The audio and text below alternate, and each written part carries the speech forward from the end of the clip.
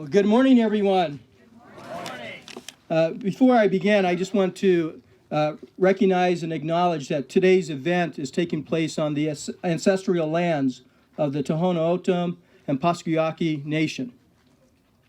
We are so excited about today because today is another important milestone in the transformation of Pima Community College, and as well as the community of Tucson and the greater Pima County and beyond. So welcome to the future. So what's driving this future transformation? Well, we need to look no further than the advances in technology to include artificial intelligence, mobile technologies, cloud computing, and the Internet of Things.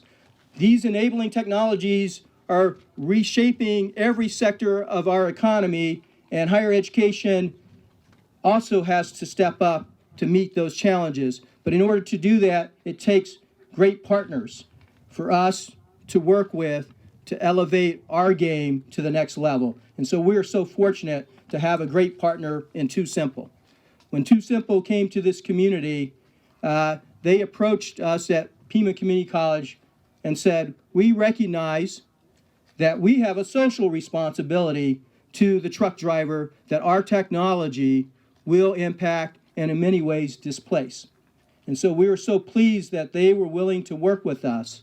And I have so many folks from my team here that I could recognize, but you heard Ian, David Doré, you have Amanda Abens, and you have Missy Blair and so many others. Because of their work and the work of our faculty in concert with TuSimple, we are now launching what will likely be, I say it carefully, the first ever in the nation autonomous vehicle driver and operations specialist certificate program.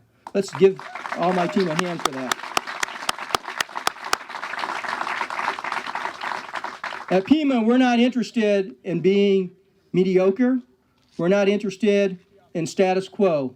We're interested in major disruption that these technologies I referred to earlier are really driving in every sector of our economy, and especially here at Pima Community College. But I also want to just recognize a couple of other folks, because without their key support, we wouldn't be here today with TuSimple. So I want to recognize Joe Snell and the Sun Corridor team for their tremendous work to make sure we attract companies like TuSimple to our city and region. Let's give them a hand, please. But it's not enough that we're doing our efforts here locally. It takes a governor with a vision who understands that what powers the state's economy, what powers the state's success, is its commitment to economic development and understanding how workforce development plays a key role in that transformation. So I just want to recognize the governor and thank his entire team. Grace, I know you're here as part of representing the governor. Let's give them a hand, please. So I want to close with the words of Bob Johansen. Some of you may know Bob Johansen. He's a futurist, and he was the CEO of the Institute for the Future, located in Palo Alto. I had the pleasure of listening to him speak many years ago, and it's what he said that really transformed my thinking. And I just want to share that as a closing thought. And I'll just paraphrase what he says. The future is not given.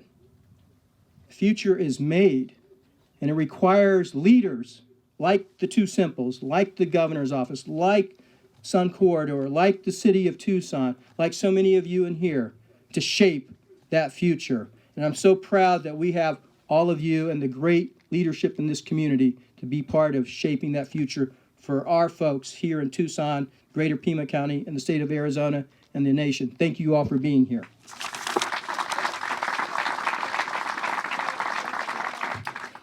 Thank you, Ian. And as I look around, it is a true honor to be here.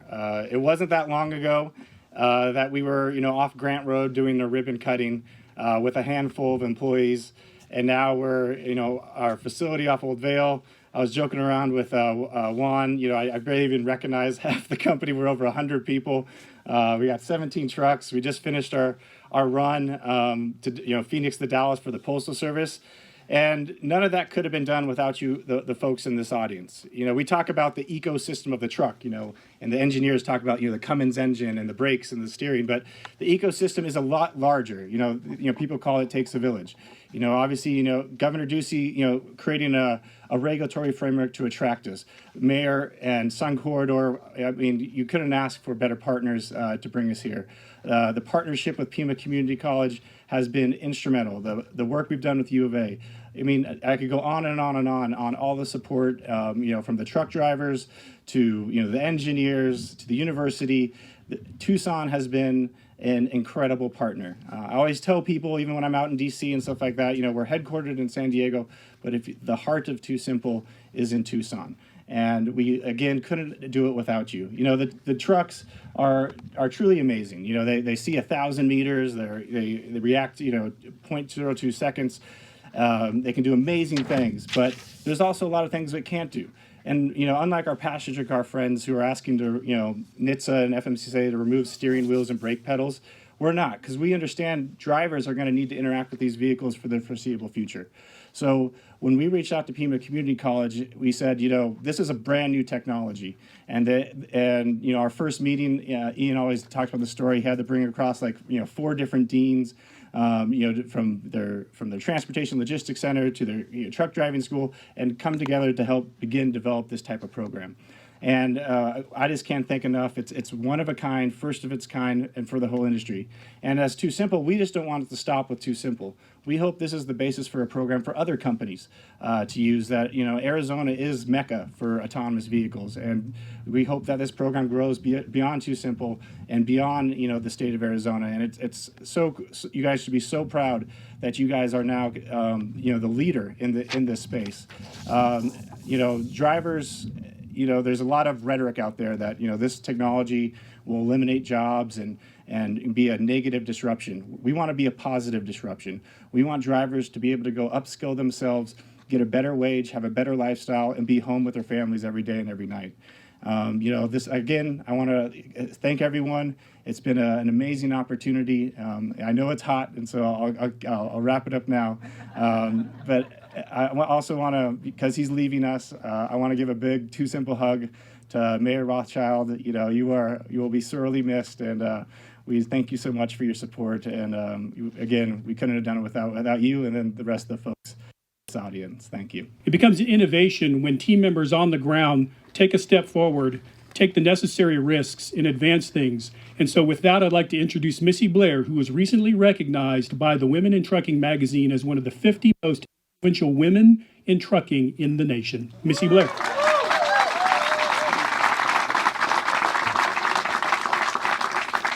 So the college is being very brave today. Let's throw the rebel motorcyclist and the CDLA holder in amongst his recognized panel of, and what could possibly go wrong, right? So hopefully we don't find out. So there's a stat that says, you know, 65% of today's first graders will work in jobs that do not currently exist. And transportation is not immune to that. So we need to figure out, as our role in higher ed, how do we help that? There's industry issues. No matter if you're on the side of the debate of a trucker shortage, a driver shortage, driver retention, driver pay, there's industry issues that we need to help fix. And that's what we're here, as Chancellor Lambert already said. That's our job as higher ed, to help upskill truck drivers so that they don't lose that jobs. Their job may be different, but how do we help them retain jobs? So that's what we're here for. So we're grateful to have the opportunity to partner with TuSimple to help this. Again, create a program for a job that does not yet exist. These are exciting and different times for the college. And I'm excited to be a part of that opportunity with our team. The program, the big question, right? So we have, the program is 12 credits, and what's really exciting about it is that it's multidisciplinary. Okay, so we have different areas from within the college, which again is no small feat in academia. So we had an interesting time putting this together. It consists of, as we talked with TuSimple, we realized, okay, so it may not be right now, as we talked with their needs, okay, what does this position look like? They don't think right now that it's going to be a mechanical issue where they don't need drivers to troubleshoot mechanics, but more sensors, electronics, computer systems. So how we can help with that is we have classes within our automation industrial technology program. basic electronics. And then we have a hardware class within our computer information systems that we have added to the program, as well as a transportation program. We have a transportation and traffic warehouse management. And then we also have a new class that is the introduction to autonomous vehicles. So we're really excited about this. It's basically and this is just the first iteration of the program. Students can they can do it in one semester if they want to, because it's only 12 credits. But because we are targeting current CDL holders, we understand that they're going to have jobs. So if they need to do it online and take 2 semesters, 3 semesters, that's fine. That's why we developed it. That's how we developed it for current truck drivers. Because TuSimple does need people that already have their CDL and have that experience for obvious reasons right now, for safety, et cetera. They want to have that experience as they train the truck, so to speak. So I recently read an article that in order to survive today's disruptive technologies, higher ed needs to evolve and innovate with optimism, which that just struck me as I read that. I was like, this is exactly what we're doing. Thanks, master's program homework. So I've stuck with that, innovate with optimism, because it really is what we're doing. And I'm excited to be a part of a team. This is not about Missy Blair. We've had a team behind this within the all the disciplinaries that I'm not sure if they're here, but Chris Terrio, I saw him from logistics program. He's here. Will McCullen from IT, and John Shore from our truck driving team. And then, who am I forgetting? Charlie Perkins from the AIT program. And of course, I can't forget Jay with TuSimple and Kawabi, Robert, etc. from TuSimple. It's just took months. It was really challenging to have that conversation. Okay, what are we even creating in the first place? And then how do we get to that point?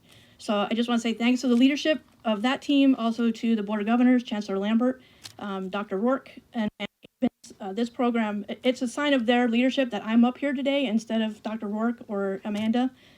They've kind of pushed me forward and said, go forth and do what you need to do. So I thank you for that as well. Amanda I waved the I surrender flag a couple times. Amanda was there to help me navigate the internal processes on something so new. So thanks, Amanda, for that.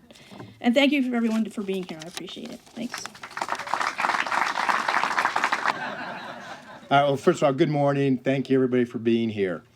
Specialized skills go into operating autonomous vehicles as well as creating them. And while the engineering, optics, and software that goes into creating these vehicles require advanced degrees, operating and maintaining them can be done by skilled technicians. Whenever there are new groundbreaking technologies, Tucson needs to be there. We need to be a part of it. Or rather, these companies need to be here. They need to be a part of Tucson. Technology is always changing, and we need to change with it. The alternative is to be left behind, and no one can afford that. But the right training needs to be in place for Tucsonans to secure these jobs of the future. And that's what we're celebrating here today, with this collaborative effort between TuSimple and Pima Community College, which will bring truck drivers together with computerized logistics to train autonomous vehicle operators, our operators of the future. And I really, it's been a long, good road with Pima. And what Pima is doing for this community is Pima is prepared, okay? And Pima is part of what is going to drive our economic prosperity in the future. This is the second program that Pima has really put together that I know of. They did one with us with Caterpillar. And when we're talking to companies, trying to bring companies to this community, one of the things everybody's always concerned about is, do you have the appropriate workforce? Well, technology moves so fast now that we can say yes, but a year from now, the answer could be no, unless we have places of higher education that are willing to go out to these companies and say, what do you need? And we will get it for you. And that's exactly what Pima is doing, and Pima needs to be highly complimented for that. Technology, transportation, and teaching, 3 of the 5 T's of our local economy right here in one program. I want to congratulate Robert Brown and his team at TuSimple, and Chancellor Lambert and the faculty at Pima and the people you've put together for making this program come to fruition. And I look forward to meeting the first graduating class. Congratulations. My name is Bill Chavez, Billchavez. All right. Can you tell me a little bit about your story as a truck driver? I've been driving trucks for over 40 years now. I've hauled pretty much everything you can haul. My last 15 to 20 years was hauling equipment, heavy haul. Just it's all I've ever done in my life. My dad did it, I do it. For some, there's some cynicism about self-driving trucks. They think, all the people are going to be eliminated from the process. Right. How do you respond to that? I just tell them that it's not going to happen that way. This is going to be out there to help drivers. I try to use examples. I'll tell them, I'll ask them what they do. And they say, I run, from here to Michigan. I go, how many times a week do you do that? Well, I can get maybe one a week. I go, well, with autonomous, you'll be able to do 2 a week because you'll be able to take your 10-hour sleeper berth while the truck is driving. I said, and that's what our goal is, to help the driver, to help make it safer. So, so drivers, as I, are not out on the road, fatigued, tired, just all that stuff. It's gonna, in the long run, it's gonna help out really good. From a technical standpoint, how is it similar? How is it different from traditional truck driving?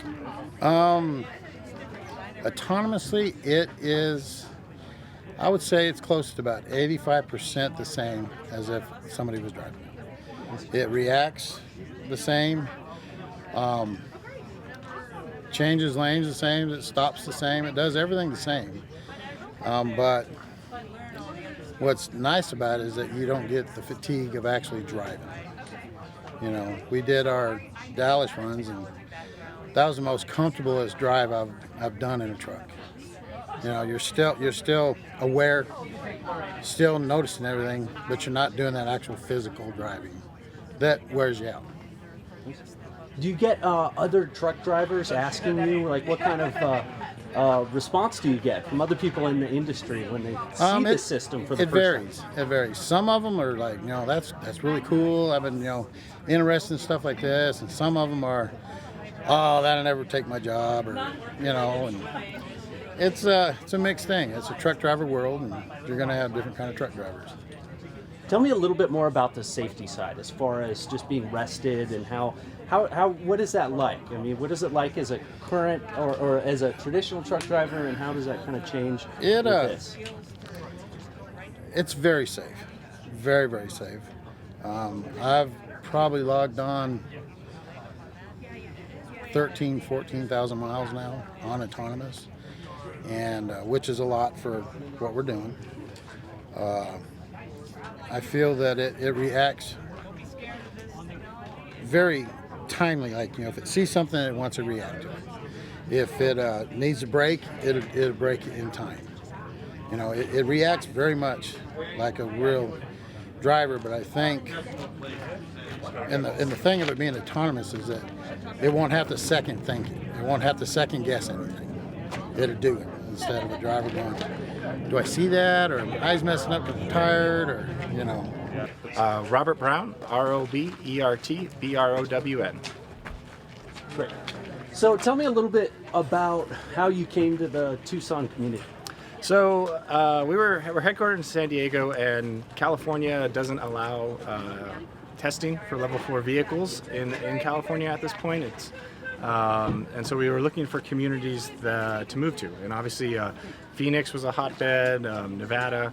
But when we reached out to Sun Corridor, it was an amazing experience. They rolled out the red carpet, got us the invite to Pima Community College, University of Arizona, all the different folks from real estate, and it was a true warm welcome.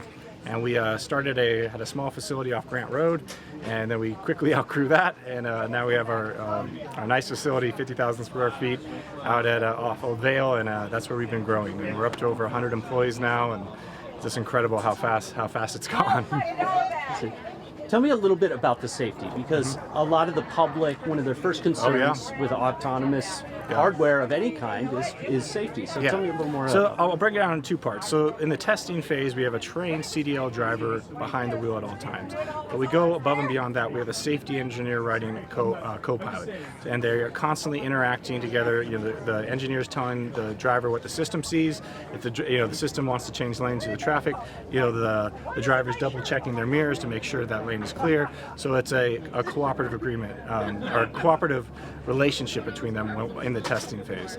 And then from the technology perspective, it's a camera-based system. It sees up to 1,000 meters in front of it, 360 degrees around it, understanding the environment 20 times per second. Its reaction time is 0.02 seconds. So it's better than a human driver. An attentive human driver, when we're actually paying attention, is around 1.5 seconds. So this thing can brake faster, turn faster, making maneuvers quicker than a human driver. And we'll have that driver behind the wheel till we've validated and proven the technology out through a third-party validation process before there's ever a driverless vehicle on the road. I see. Clearly, with the systems, what they are, it's a very efficient system. Do you anticipate any sort of reductions in CO2 emissions with We these hope trucks? so. We're actually studying that very thing right now with the university. They don't want to be named quite yet, but yeah, we're looking at, because when you take the human tendencies out of driving, who doesn't have to get home for soccer practice, doesn't get frustrated, the system drives itself much more efficiently. TMC, which is like the trucking technology, attributes anywhere between 20 to 30% in fuel savings depending on how the system is driven. So we're really hopeful that we can get real carbon emissions reductions, because even if it's a slight reduction, the amount of carbon emissions that heavy-duty diesels put into the air is quite substantial. So any reduction is a huge impact for the whole world in global warming. I see. A lot of people are also worried about people getting pushed out of their jobs. Yeah.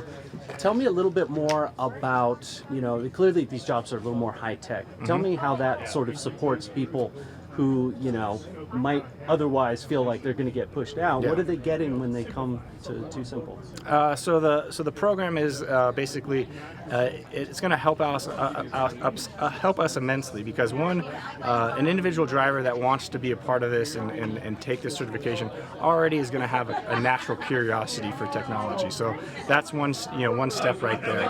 And then also introducing them to autonomy. We speak our own language in this, and we've created a new technology and new language, like operational design domain and SAE levels and all sorts of stuff. And so having a person with those baseline understanding is really going to be beneficial, not only for TuSimple, but I'm hopeful also for the whole space. There's been over $2 billion invested in the last 6 months in our technology, not just with TuSimple, but the space in general. So the technology and investment is there, and now we need the labor and workforce to support it. And we understand this isn't a silver bullet. This isn't like going to solve it, but it's the first step in the right direction for having a national framework and a national discussion about workforce and autonomous vehicles. One more question. Is the company going to be using current trucking infrastructure, like truck stops, maintenance, or is it going to be something just totally separate? They still need to get refueled. They still need oil changes. They still need tires. So yeah, our infrastructure is, we use the same infrastructure that truck drivers use today. Yeah. Robert Brown, ROBERT BRWN. All right. So tell me a little bit about the facility. Yeah, so we were originally down at Grant Road, smaller warehouse. This is we moved here last February. It's 50,000 square feet. We've done a lot of upfitting, the office space. We're actually going to the second floor. We signed that contract. This is where we do our testing and development, so some hardware configuration, also calibration. This is where the trucks get cared for. And as we're growing our fleet, we're getting more and more crowded here, and knowing us, we'll probably outgrow this one day too. So.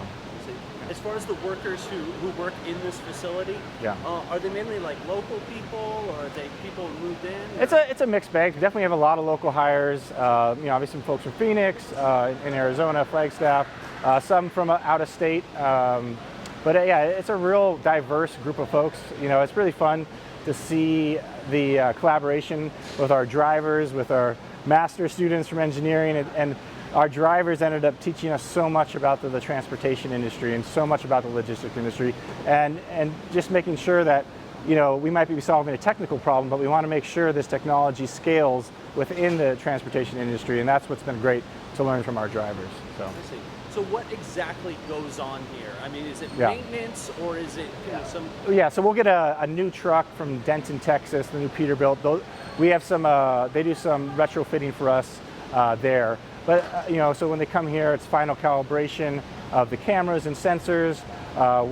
We test new software applications. We have one thing great about Tucson, we have 3 different test tracks we can go to test the software on, test different camera configurations to make sure that, you know, because our goal is to get to an actual product.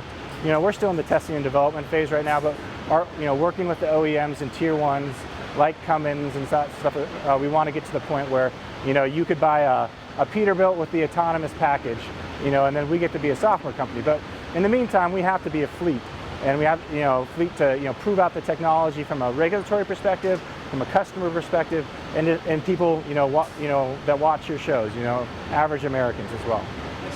One thing that people always worry about is automation, you know, eliminating jobs and all Right. that. But clearly, there are a lot of jobs Yeah. that wouldn't be happening Yeah. if it wasn't for this automation. And we're So- inventing new jobs every day, you know, and part of this program that we're announced today is that, you know, like a fleet monitoring system, and who's going to do that monitoring? Most likely people very familiar with the logistics industry, truckers and that kind of thing. And, you know, the certification program is great, but even, you know, safety engineers, hardware configurations, you know, cybersecurity. I mean, there's just this whole space is exploding. I'm sorry if I repeat myself, but there's been over $2 billion of investment in the last 6 months in this industry.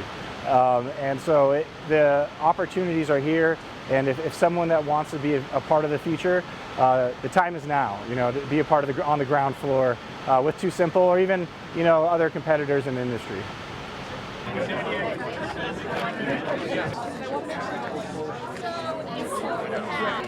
You didn't know that? Well, you know the. Oh yeah. So he had an influence. I could stand it different.